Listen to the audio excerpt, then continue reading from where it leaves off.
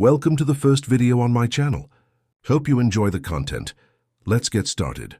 The old-timers in Millbrook say the woods remember everything.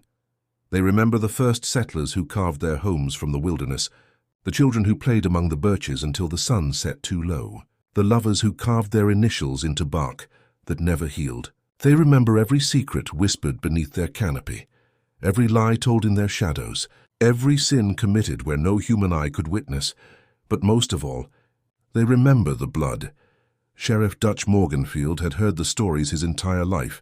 Growing up in Millbrook meant inheriting its folklore like a genetic disease, unavoidable, incurable, and quietly malignant. His grandmother used to say that some places were thin, that the veil between this world and whatever lay beyond was gossamer fragile in certain spots. The Whispering Woods, she'd whisper, was one such place. He'd laughed at her then. He wasn't laughing anymore. It was October 31st, 11:47 p.m., and Dutch stood at the edge of the tree line with his flashlight casting long shadows across the frost-touched grass. Behind him, the lights of Millbrook flickered like dying stars, homes where people locked their doors and prayed that this year the woods would choose someone else. 13 minutes until midnight. 13 minutes until the anniversary. His radio crackled with static, and Deputy Sarah Chen's voice cut through. "Sheriff, we've got a situation." Emma Hartley's daughter called it in. Her mother went into the woods about 20 minutes ago. Said she heard someone calling her name. Dutch's blood ran cold. Which direction? East side near the old Miller Trail. Of course. It was always near that trail. Always near that tree. He clicked his flashlight to full beam and stepped into the darkness between the pines. The temperature dropped immediately, as it always did past the threshold. His breath misted in the air, crystallizing into tiny fractals that caught the light. The sound of Millbrook, the distant hum of traffic, the occasional dog bark, the whisper of civilization, cut off as cleanly as if someone had slammed a door. In the woods, there was only silence, and then, carried on a wind that shouldn't exist in this sheltered place, he heard it, Dutch, his name, spoken in his grandmother's voice. The grandmother who'd been dead for 15 years. Dutch, come closer. He forced his feet to keep moving forward, even as every instinct screamed at him to run. The beam of his flashlight caught something ahead, a flicker of white in the darkness. A nightgown, perhaps. Emma Hartley stumbling through the undergrowth with the mechanical precision of a sleepwalker. "Emma," he called out. "Emma, stop!" But she didn't stop. She never stopped. None of them ever did.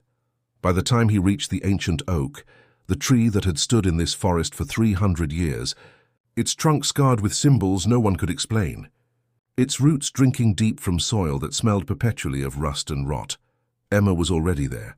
She stood perfectly still beneath its branches, her head tilted at an unnatural angle, her eyes reflecting his flashlight like an animal's. And when she smiled, it wasn't her smile at all. "It's been waiting for you."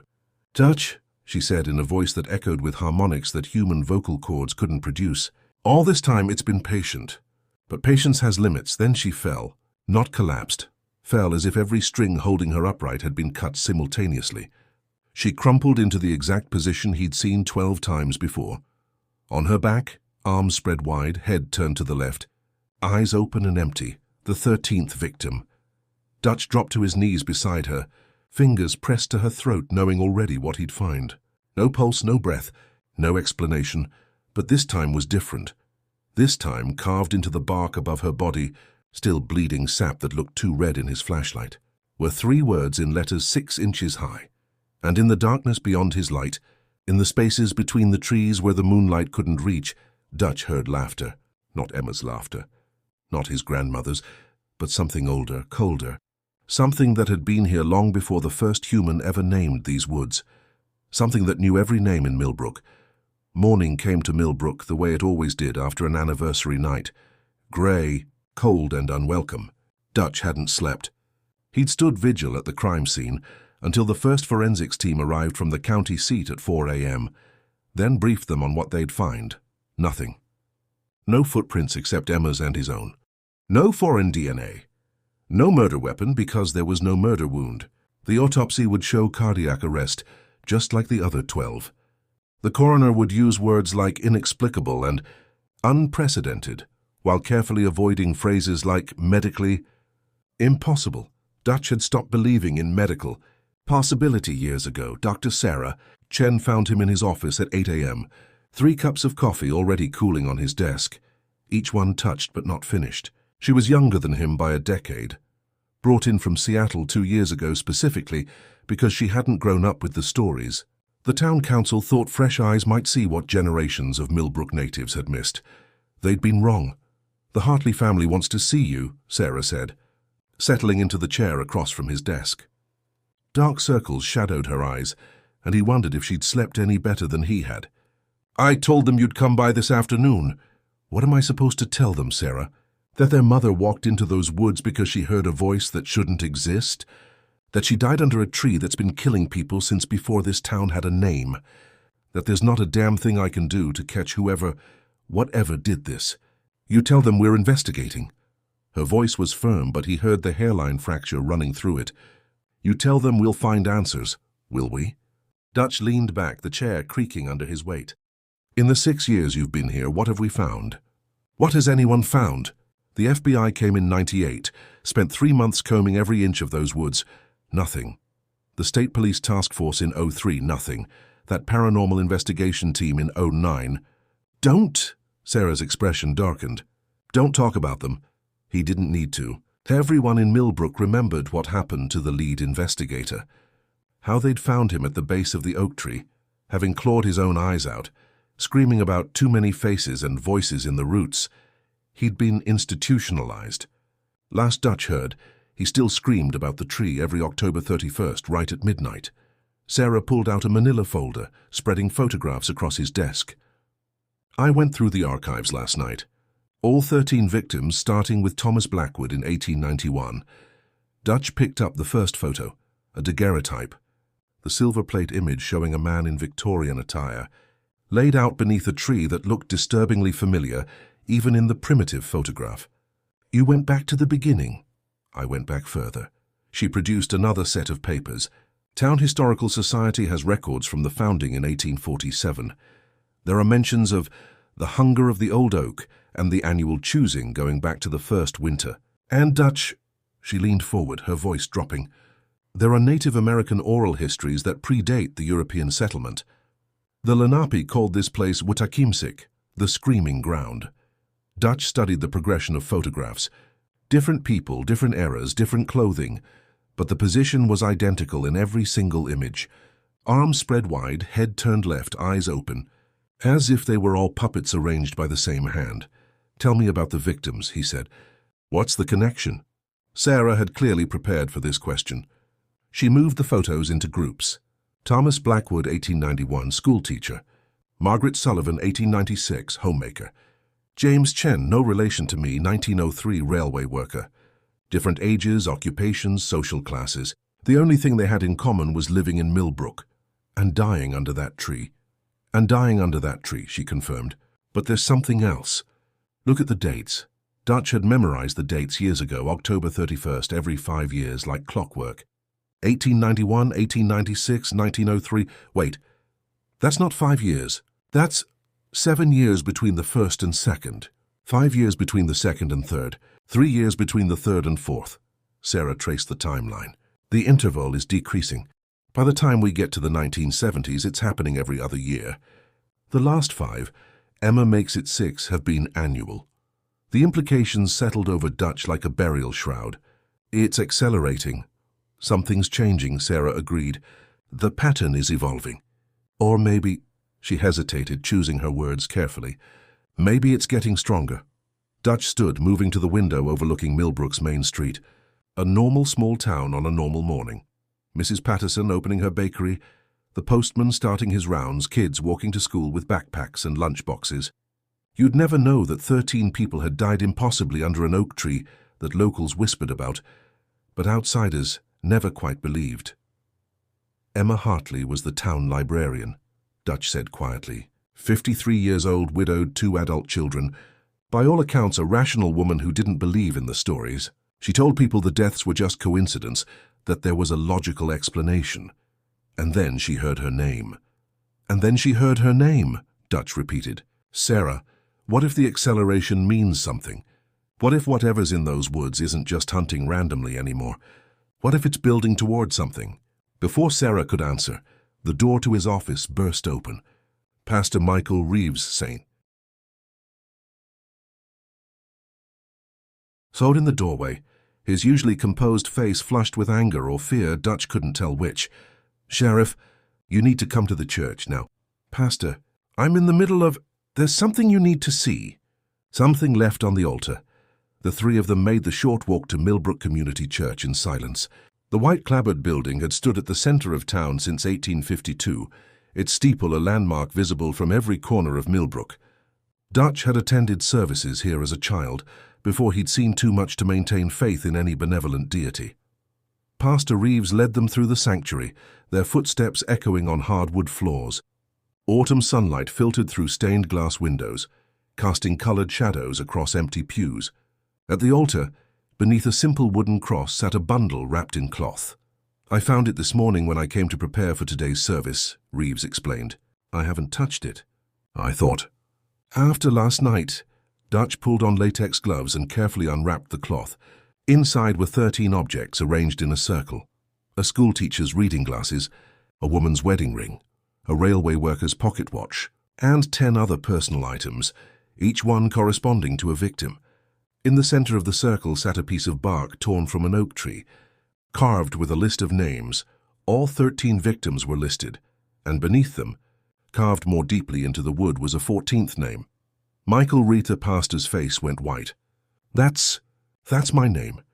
"It's a threat," Sarah said, but Dutch heard the uncertainty in her voice. "No," Dutch corrected, staring at the list. "It's a menu," the historian's doctor. Elena Vasquez arrived in Millbrook on the afternoon bus, carrying 2 suitcases and a leather satchel that never left her sight.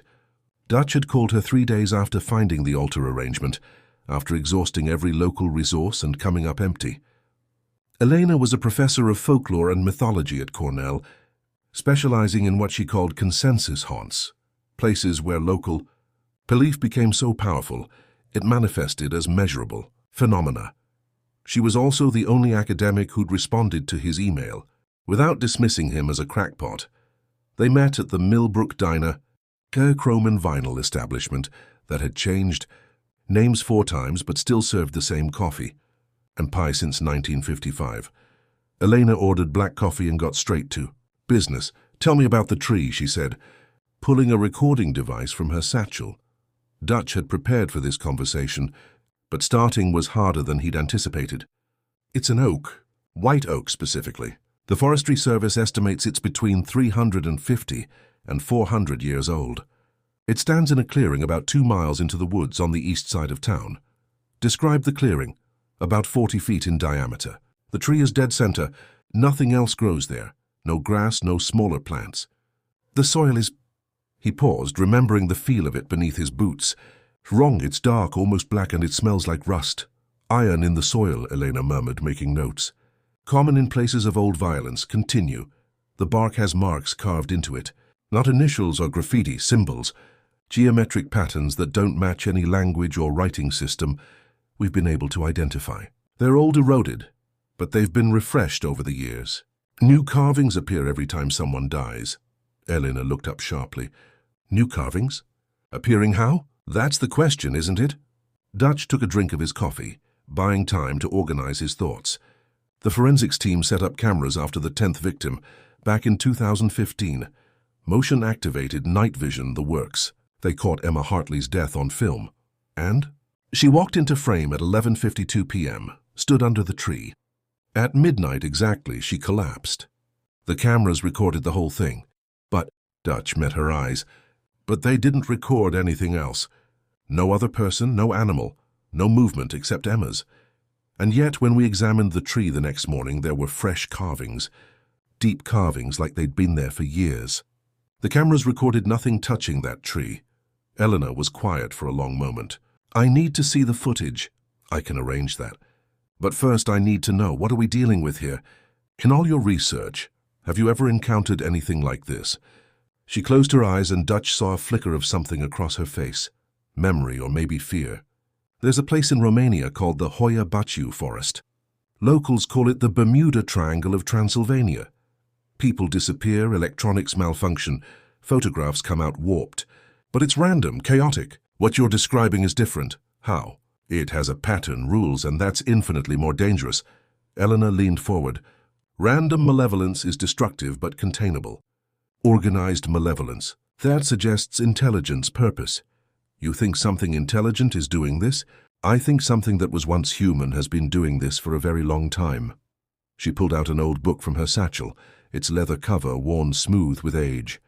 Before I came here, I did research into the land's history. The Lenape tribe that lived here before European contact had a legend about this place.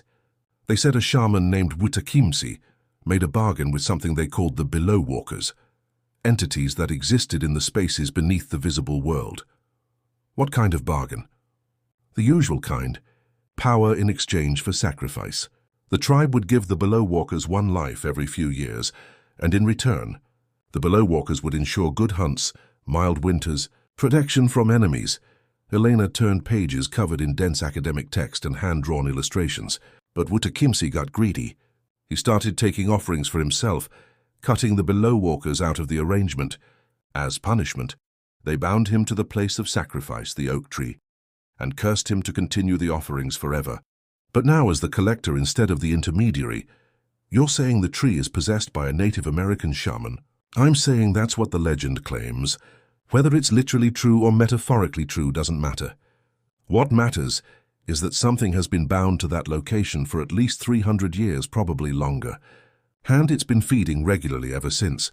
Dutch thought about the accelerating timeline, the decreasing intervals between deaths. It's hungry. Getting hungrier, or weaker, Elena suggested. The intervals decrease because it needs more frequent sustenance to maintain itself. Like a dying organism increasing its caloric intake. If it's dying, why do we need to stop it? Because things don't die quietly, Sheriff. Especially not things that have existed this long. If it's in its death throes, it might try to take the whole town with it. The diner door chimed, and Sarah Chen entered, her expression grim. She slid into the booth next to Dutch, not bothering with pleasantries. We have a problem, she said. Pastor Reeves is missing. Dutch felt his stomach drop. Since when? Last seen yesterday evening leaving his house. His car's still there. His wallet and phone are still there.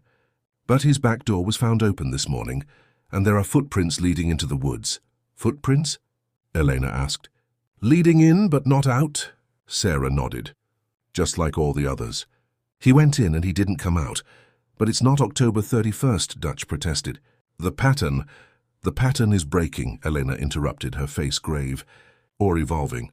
Did anything unusual happen? Any trigger event? Dutch thought back to the bundle on the altar, the list of names. His name was carved on the bark. A threat, we thought. But maybe it was an invitation. More than that, Elena said. It was a summons. By putting his personal items with the victim's belongings and marking his name, someone or something created a sympathetic link. They bound him to the tree the same way the others were bound. Can we break the link? Sarah asked.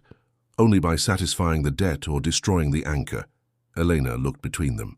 We need to find Pastor Reeves before midnight tonight, or we need to figure out how to break the tree's hold on him. Or.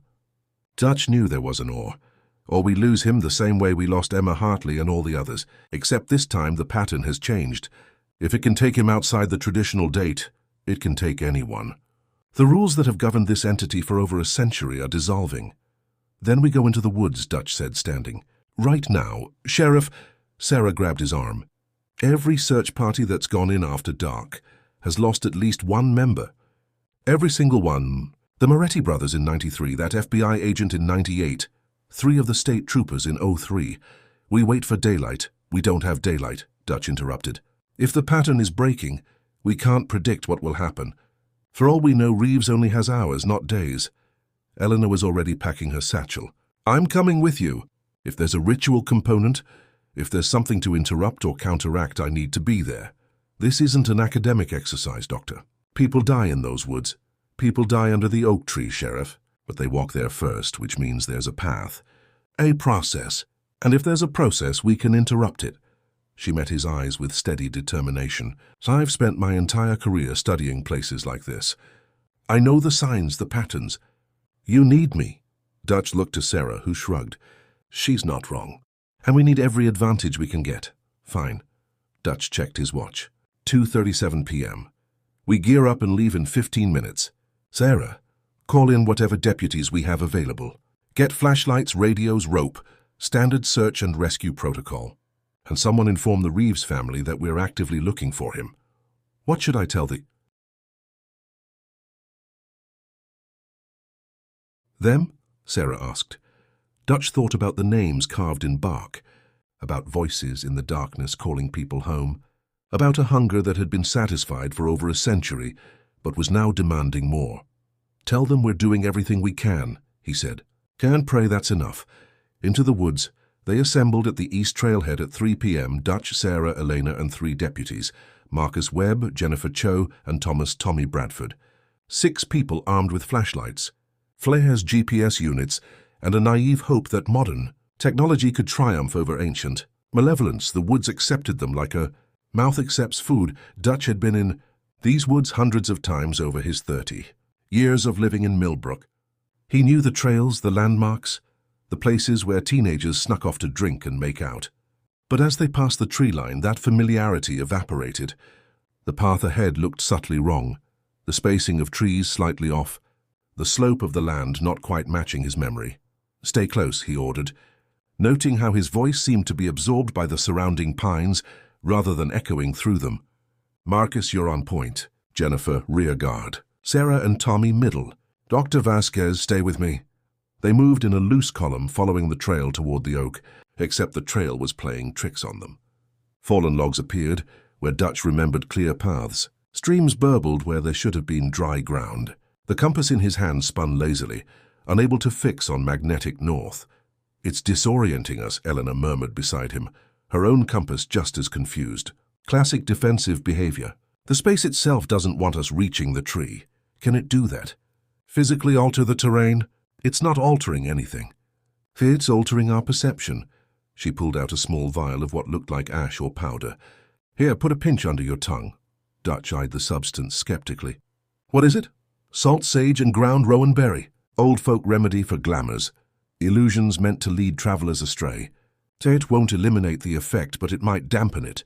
He took a pinch, grimacing at the bitter, gritty taste. A moment later, the woods shifted. Not physically, but in his understanding of them. The fallen log he'd been staring at was revealed as a trick of shadow and light. The stream was just wind through dried leaves. The path forward became clearer. Everyone, take some of this, he ordered, passing the vial back. It helps. They made better progress after that, though the woods fought them at every turn. Branches snagged at clothing. Roots seemed to shift beneath their feet. And always at the edge of hearing there were sounds, whispers that weren't quite words, footsteps that weren't quite real. Sheriff, Jennifer Cho called from the rear. Are we being followed? Dutch stopped, listening. There behind them, parallel to their path, something moved through the underbrush, not trying to hide but not revealing itself either. Keeping pace. Everyone stop and listen, he commanded. They froze. The woods fell silent, then carried on wind that touched nothing else.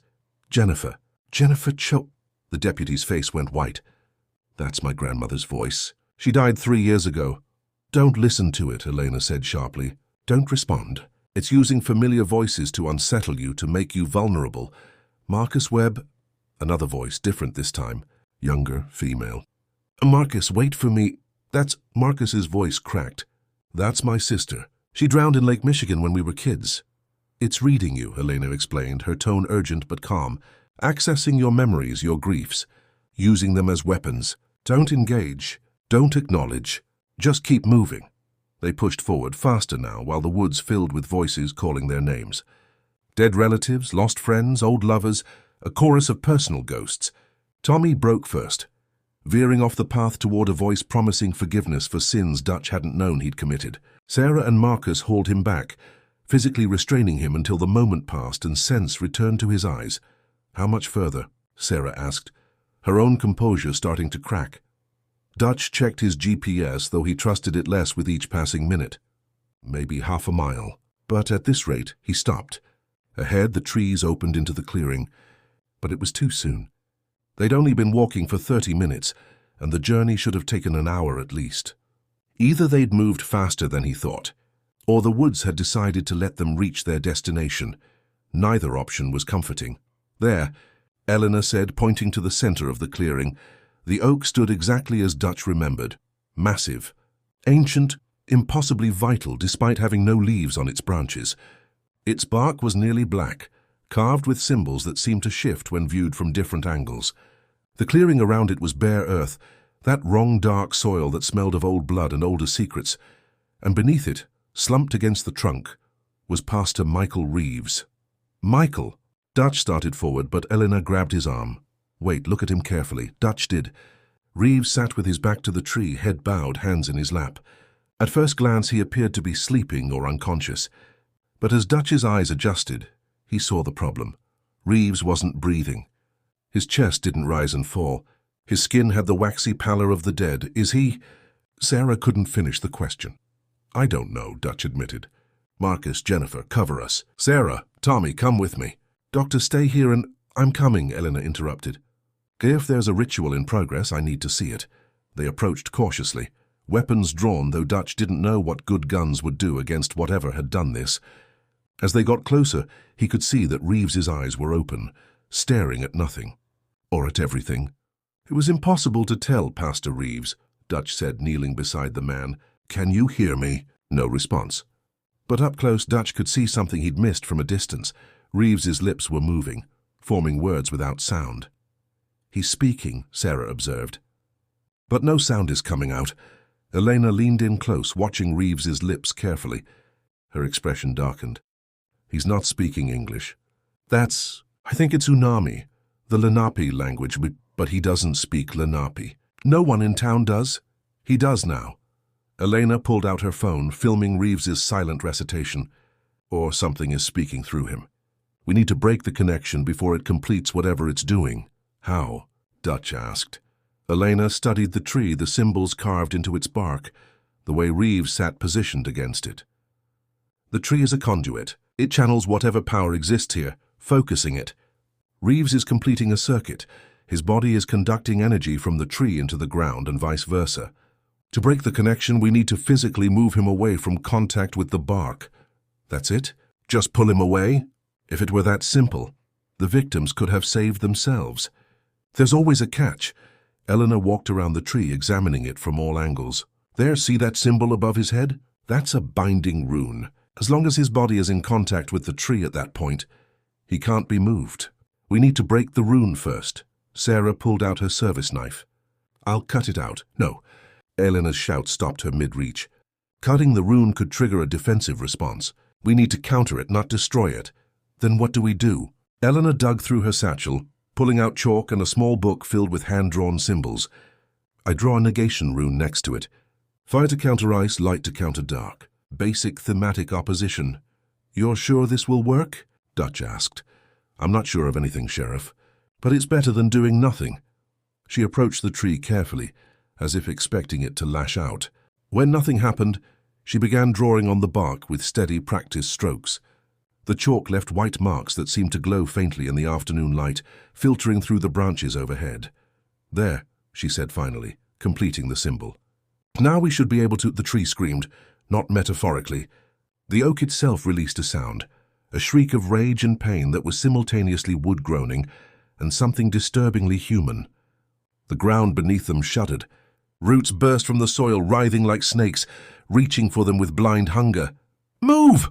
Dutch shouted, grabbing Reeves under the arms and pulling. The pastor's body came away from the tree with a wet, tearing sound, like old adhesive being ripped from skin.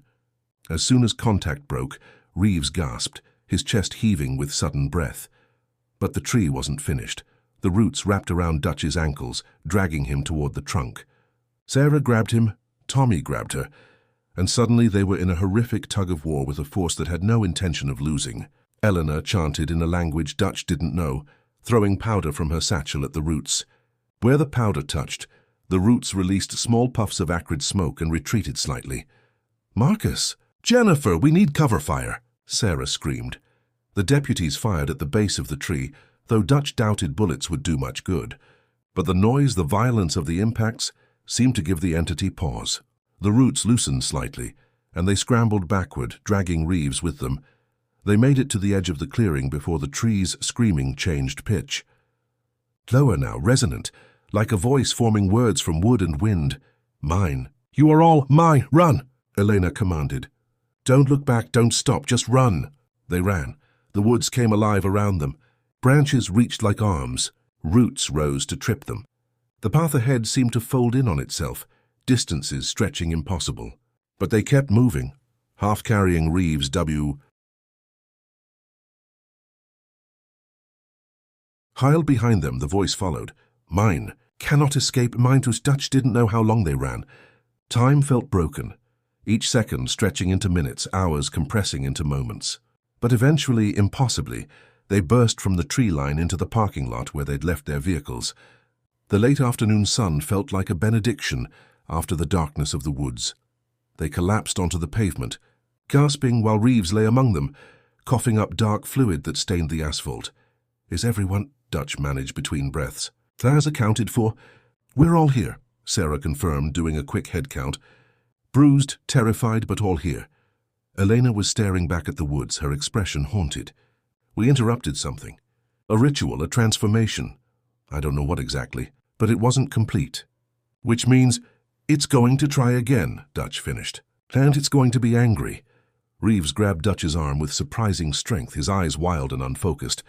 It showed me, he whispered hoarsely. While I was against the tree, it showed me everything. The faces. All the faces. Hundreds of them, Sheriff. Chart 13, hundreds. The Native American victims, Elena breathed. The ones from before European contact. Before anyone was recording these deaths. It's been feeding for centuries, Reeves continued, his grip tightening, sustaining itself on human life. But it's not trying to kill us. It's trying to live through us. Each victim isn't consumed, they're added, absorbed. Everyone who died under that tree is still there, trapped inside it. And it wants more. He pulled Dutch close, his breath reeking of that same rust and rot smell from the clearing. It wants everyone, Dutch, every soul in Millbrook. And when it has us all, his eyes rolled back, showing only whites.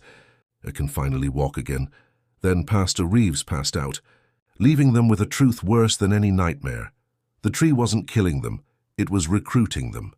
They took Pastor Reeves to the Millbrook Medical Clinic, where Dr. Hannah Martinez ran every test she could think of and found nothing definitively wrong. Elevated heart rate, mild dehydration, some unusual brain activity on the EEG, but nothing that explained his collapse or the dark fluid he'd expelled. Nothing that explained how he'd spoken a dead language he'd never learned.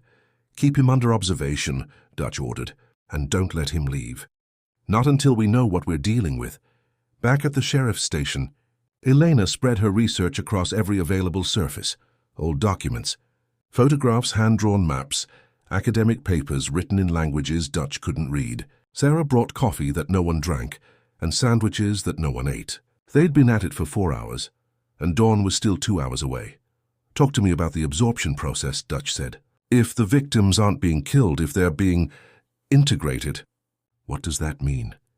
Elena rubbed her eyes, fatigue making her look a decade older. In folklore, there are entities called collective spirits, beings formed from multiple souls merged into a single consciousness. Usually they form spontaneously in places of mass tragedy, battlefields, plague pits, places where many people died at once with strong emotional resonance.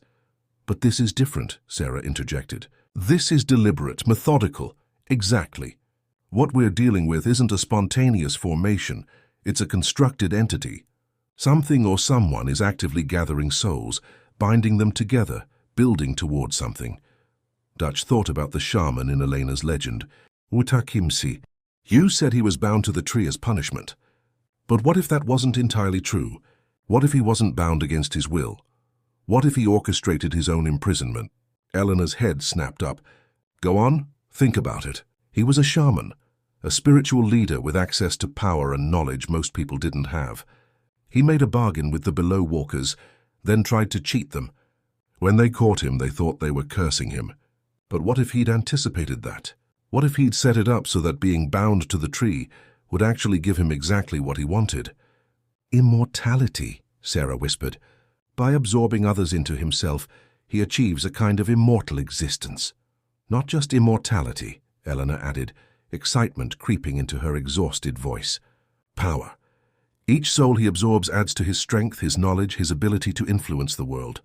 He's been building himself up for 300 years or more. And now he's almost strong enough to walk again, Dutch finished. That's what Reeves said. When it has us all, it can finally walk again. They sat with that realization for a moment.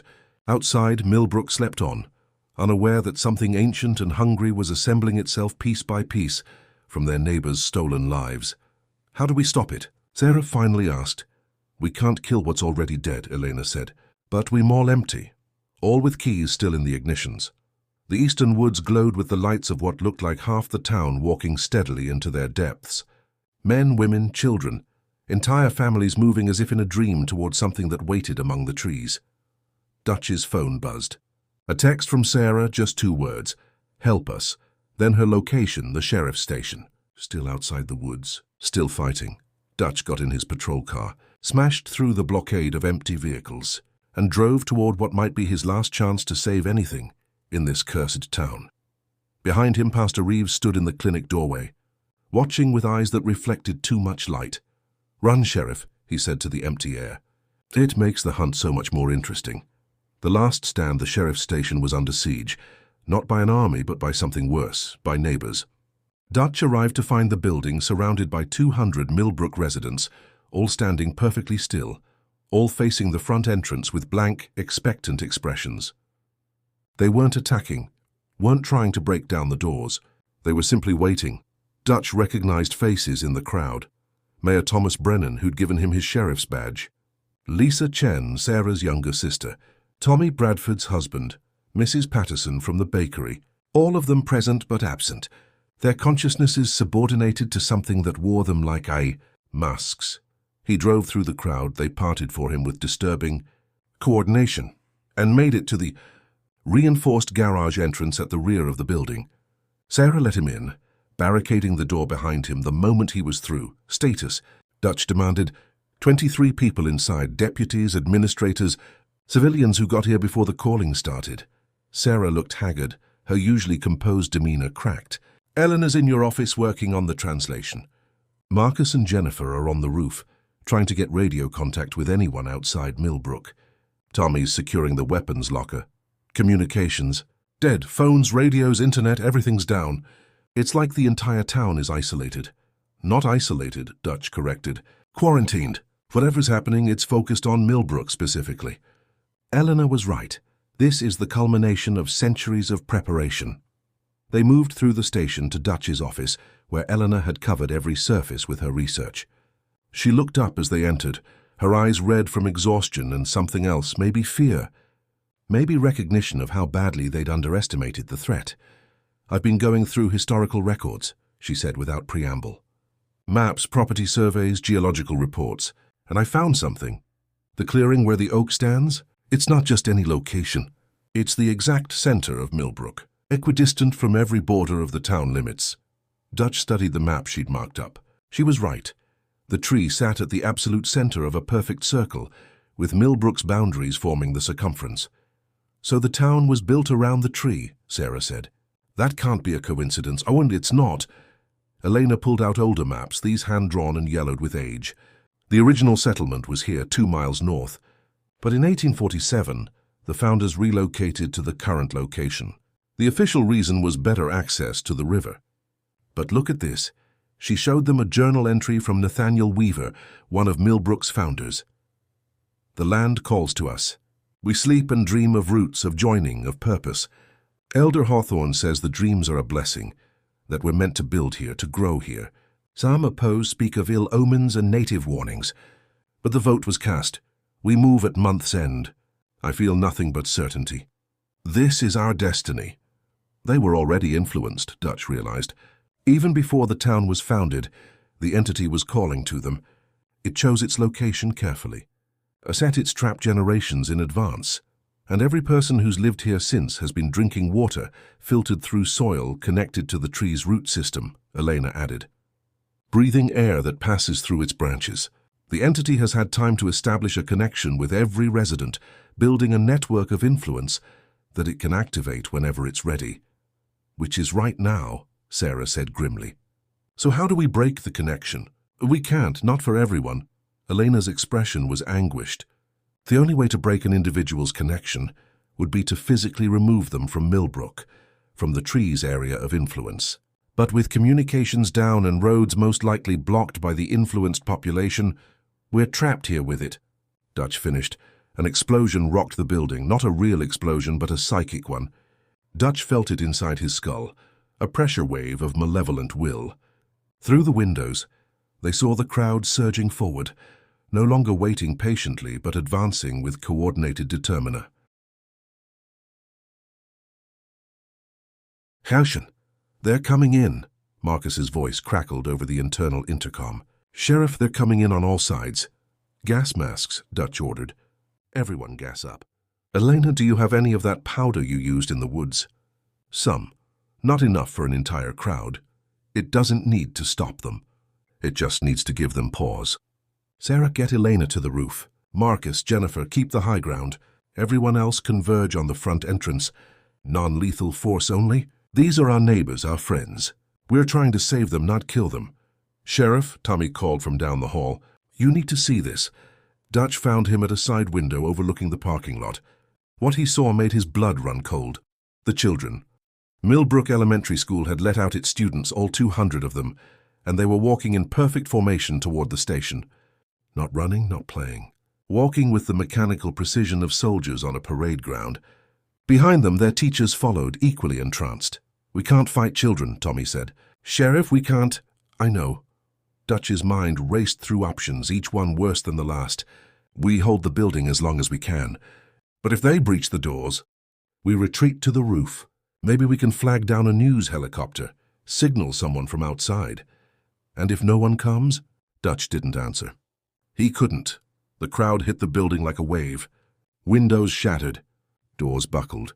200 people, all pushing with mindless determination, began to force their way inside. Dutch and his deputies held the main entrance, using riot shields to push back the tide. But for every person they repelled, 2 more took their place. Fall back, Dutch ordered. Second floor, move. They retreated up the stairs, barricading doors behind them as they went. But the crowd followed, flowing up the stairwells like water finding its level. Not rushing, not panicking, just advancing with that horrible, patient certainty. On the roof, Helena was frantically drawing symbols with chalk, while Sarah and the deputies held the access door against the crowd pushing from below. How long? Dutch shouted over the sound of splintering wood. 10 minutes. Maybe less. Helena worked with desperate speed, her hands shaking with exhaustion and fear. We don't have 10 minutes. The roof access door exploded inward. Dozens of possessed townspeople poured out, and suddenly Dutch's people were surrounded. No escape. No options left.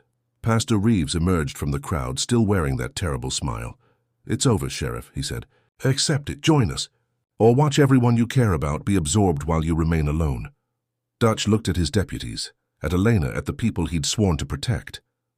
They were surrounded, outnumbered, exhausted. The conventional fight was lost. But Dutch Morganfield hadn't been sheriff for 20 years by giving up when the conventional options ran out. Elena, he said quietly, if we destroy the tree, physically destroy it, what happens? Her eyes widened. The backlash could kill everyone connected to it. The souls trapped inside would be released violently. It would be like detonating a psychic bomb. And the alternative is letting everyone in Millbrook get absorbed. At least a bomb gives them a chance at death instead of eternal imprisonment. Sheriff, you can't... I can and I will. Everyone here, listen up. I'm ordering you to restrain these people. All of them. Keep them on this roof, no matter what they do or say. Sarah, you're in command. What are you going to do? Sarah asked, though from her expression she already knew. I'm going to burn down that goddamn tree.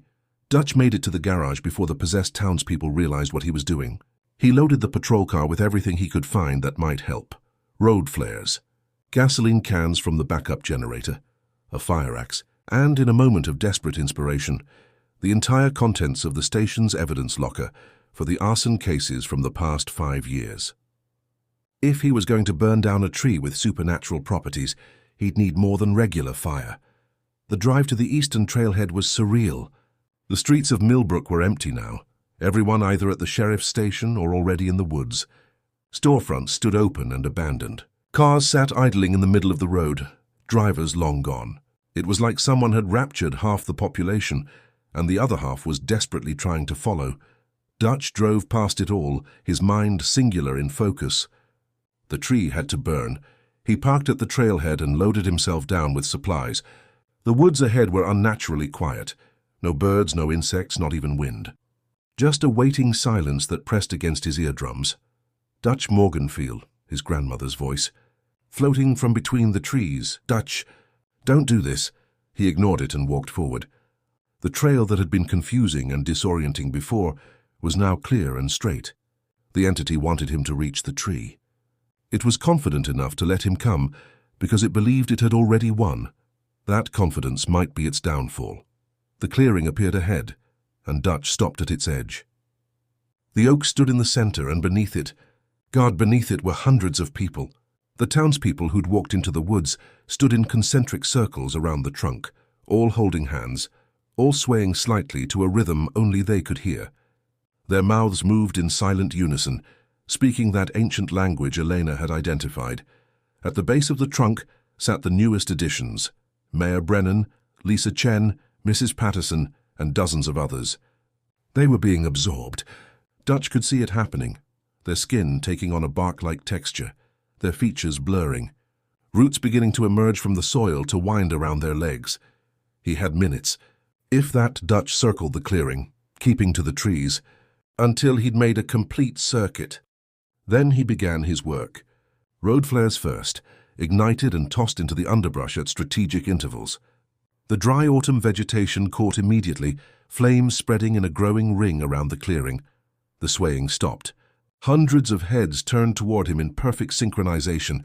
"You would kill them all?" Reeves's voice, but coming from every throat simultaneously. "These are your neighbors, your friends. You would burn them alive to stop me?" "They're already gone," Dutch said, lighting another flare. "I'm just making sure you can't use their bodies anymore." The circle of townspeople broke. They moved toward him, still in eerie coordination. Dutch ran, circling the clearing, lighting flare after flare, tossing gasoline in wide arcs. The fire spread faster than the townspeople could move, creating a barrier between them and the tree. "You fool," the collective voice said. "Fire is transformation, not destruction. You're feeding me." Dutch didn't waste breath responding. He charged through the flames. They parted for him slightly, as if the entity was so confident that it could allow him this one last attempt, and made it to the tree's base. Up close, he could see what he'd missed before. The bark wasn't just carved with symbols, it was formed from them. Hundreds of faces pressed against the surface from within, mouths open in silent screams or prayers or songs.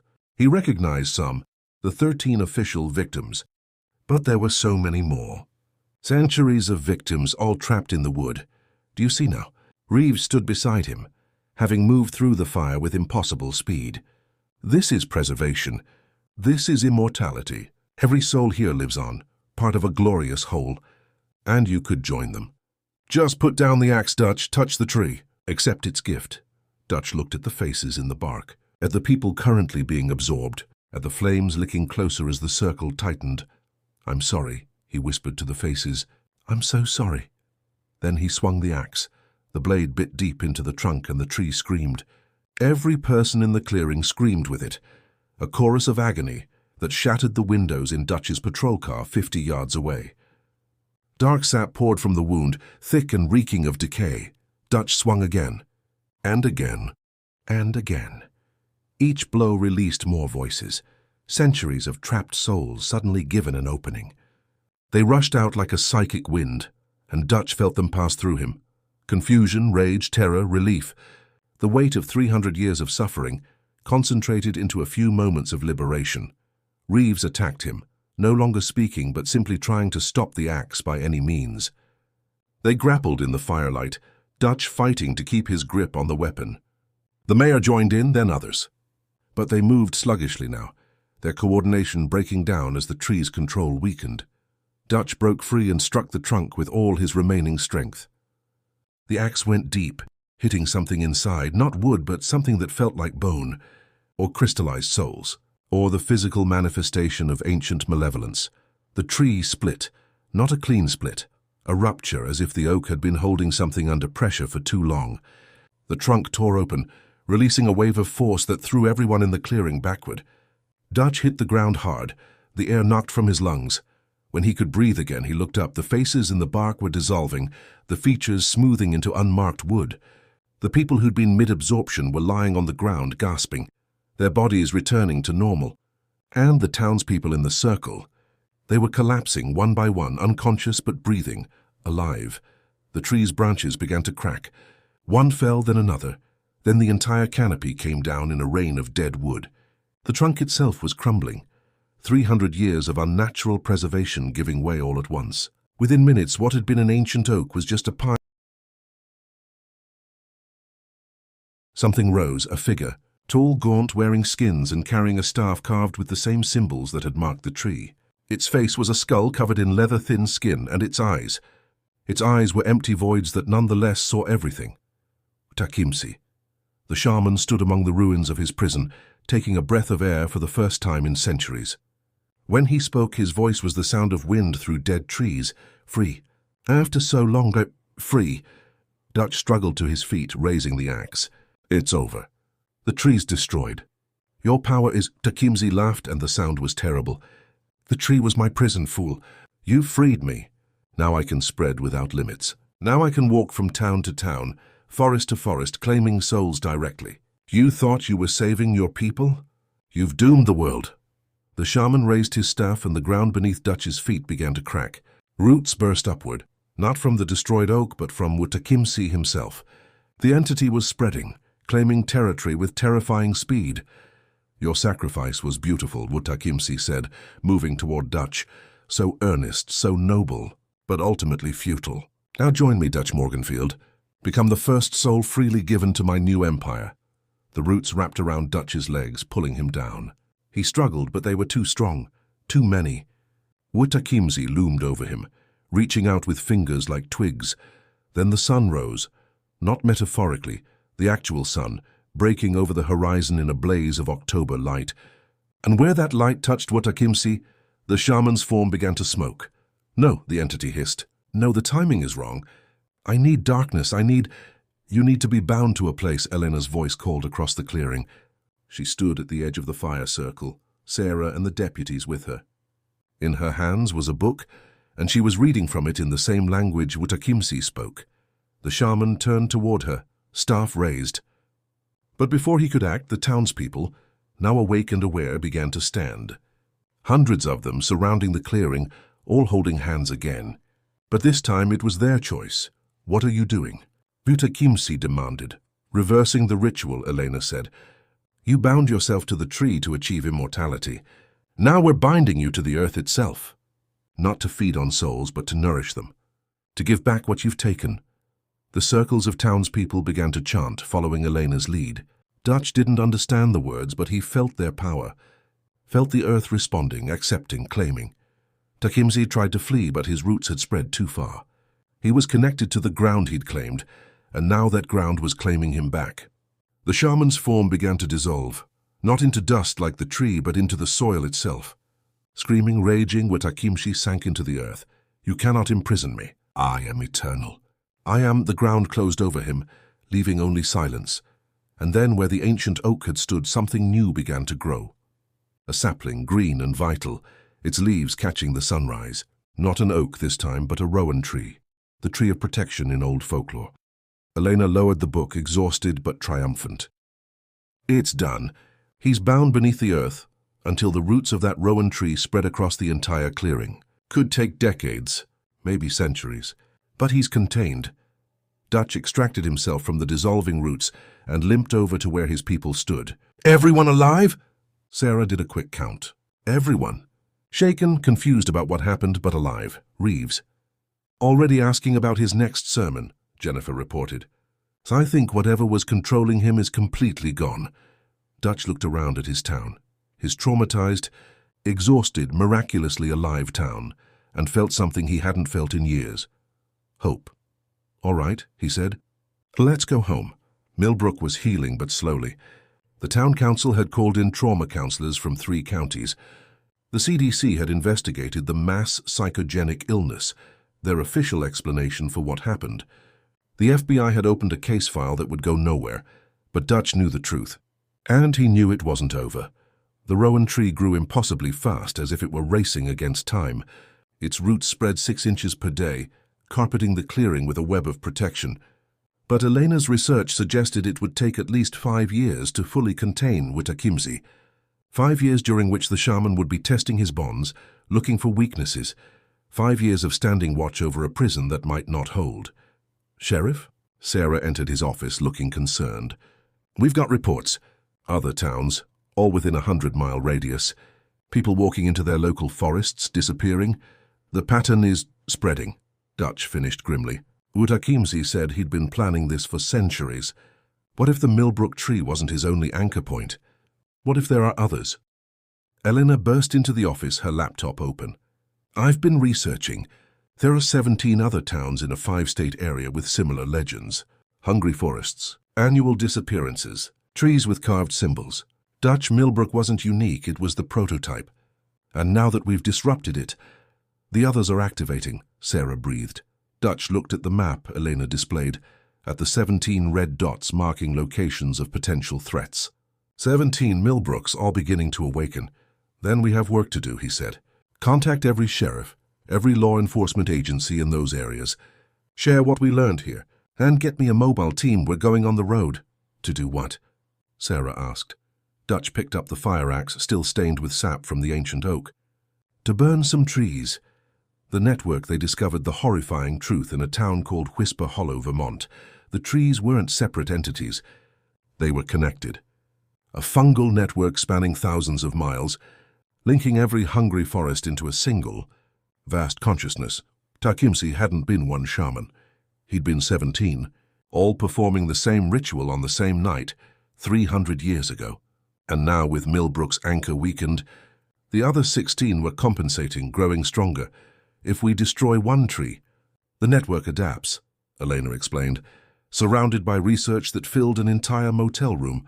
We need to hit all 17 simultaneously. Break the entire network at once." "That's impossible," Sarah protested. "We'd need teams, equipment, coordination across 5 states. "Then we make it possible," Dutch interrupted. "Or we watch as every forest in America becomes a feeding ground." The final chapters would detail the desperate race to assemble teams, coordinate the simultaneous attacks, and confront the ultimate horror. That Wittakimsey's plan had always been bigger than anyone imagined. The network of trees was preparing to link with forests worldwide, creating a global consciousness that would hunt humanity to extinction. The vigil 10 years after the burning of the Millbrook oak, Dutch Morganfield returned to the clearing. The rowan tree had grown massive, its roots completely covering the ground, its branches spreading like protective arms, but he could still feel it down there. Wittakimsey waiting, patient. "How long will the binding hold?" his grandson asked. The boy was 10, same age Dutch had been when his grandmother first warned him about the woods. "As long as we tend it," Dutch replied. "As long as someone remembers what's buried here and stands watch, and if they don't." Dutch looked at the peaceful forest, at the town beyond, at all the people who'd forgotten or chosen to forget what had almost consumed them. "Then it starts again," he said quietly.